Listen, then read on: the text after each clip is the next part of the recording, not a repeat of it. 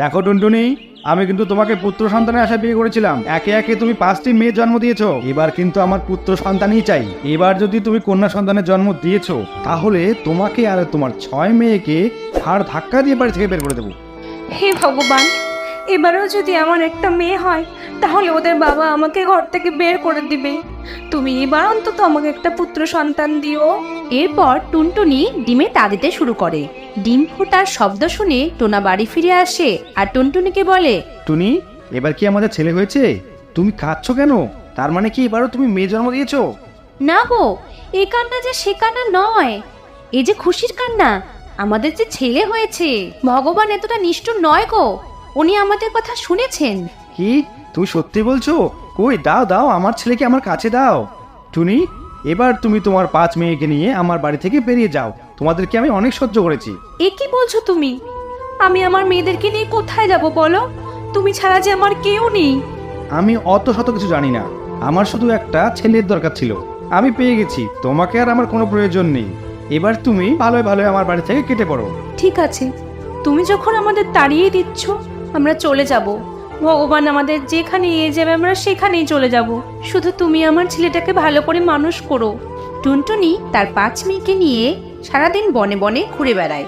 মা, আমরা আর কতক্ষণ ঘুরবো? সেই সকাল থেকে তো বনে বনে ঘুরছি। আমার খুব খিদে পেয়েছে। হে ভগবান, আমি এখন আমার মেয়েদেরকে নিয়ে কোথায় যাব? আর কোথা থেকেই বা ওদের জন্য আমি খাবার আনবো? ওই তো ওখানে একটি ঘর দেখা যাচ্ছে, যাই ওখানেই যাই। বাড়িতে কেউ আছে? চিৎকার করছো কেন? তোমরা কারা বলো তো? আমি তো তোমাদের চিনি না। দিদি, আমার স্বামী আমাকে আর আমার মেয়েদেরকে বাড়ি থেকে বের করে দিয়েছে। যদি কিছুদিনের জন্য তোমার এখানে আমাদের আশ্রয় দিতে, তাহলে খুব উপকার হতো। কয়েকটা দিনেরই ব্যাপার, তারপরে আমি একটা ঠিক ব্যবস্থা করে নেব। ওসব এখানে চলবে না, তোগুলো মেয়ে আমার ঘর নোংরা করে ফেলবে। তোমরা যাও এখান থেকে। শোনো, আমি তোমাদের একটা উপায় বলে দিতেই পারি। কি উপায় দিদি? বলো বলো, তাড়াতাড়ি বলো। জঙ্গলে তুমি তোমার মেয়েদেরকে নিয়ে যেতে পারো, সেখানে কেউ থাকে না। কেউ থাকে না? কেন দিদি? সেখানে আমার ভয়ের কিছু নেই তো? ওটাই তো ব্যাপার, ভয় তো ওখানে একটু আছে। দেখো, তুমি যা ভালো বোঝো, তো জীবনে বেঁচে থাকতে গেলে একটু ঝুঁকি নিতেই হবে। আমি আমার মেয়েদের জন্য সমস্ত ঝুঁকি নিতে রাজি আছি। এই বলে টুনি সুন্দরবন জঙ্গল থেকে রওনা হয় আর সেখানে গিয়ে একটা খালি ঘর দেখতে পায়। টুনি খুব খুশি হয় আর তার মেয়েদেরকে নিয়ে সেই ঘরে ঢুকে পড়ে। শোনো, আমি তোমাদের জন্য খাবারের সন্ধানে যাচ্ছি। তোমরা ভেতর থেকে দরজা বন্ধ করে এখানেই বসে থাকবে যতক্ষণ না আমি এসে তোমাদের বলবো, আমি তোমাদের মা, আমি এসে গেছি, দরজা খোলো। আমি তোমাদের মা, আমি এসে গেছি, দরজা খোলো। ততক্ষণ তোমরা কেউ দরজা খুলবে না। এই বলে টুনি সেখান থেকে চলে যায়। এরপর সেখানে এক দুষ্ট কালো কাক আসে। সে দরজায় ঠক ঠক করে।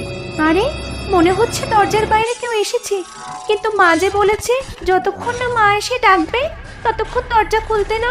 আরে, এখনো কেউ দরজা খুলছে না কেন? মনে হচ্ছে ওর মায়ের গলা নকল করতে হবে।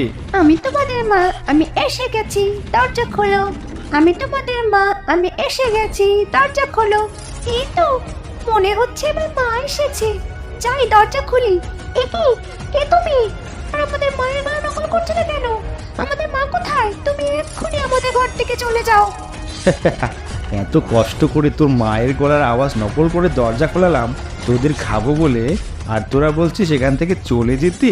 মা বাড়ি ফিরে আসা অব্দি একে কথার জায়গায় ফাঁসিয়ে রাখতে হবে। দেখো, তুমি কিন্তু আমার বোনেদের গায়ে একদম হাত দেবে না। আমাদের দিকে এগোবে না বলছি।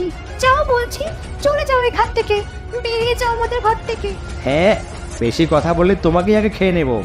আরে, ঘরের দরজা যে খোলা মনে হচ্ছে, তাহলে কি আমার মেয়েরা কোনো বিপদে আছে?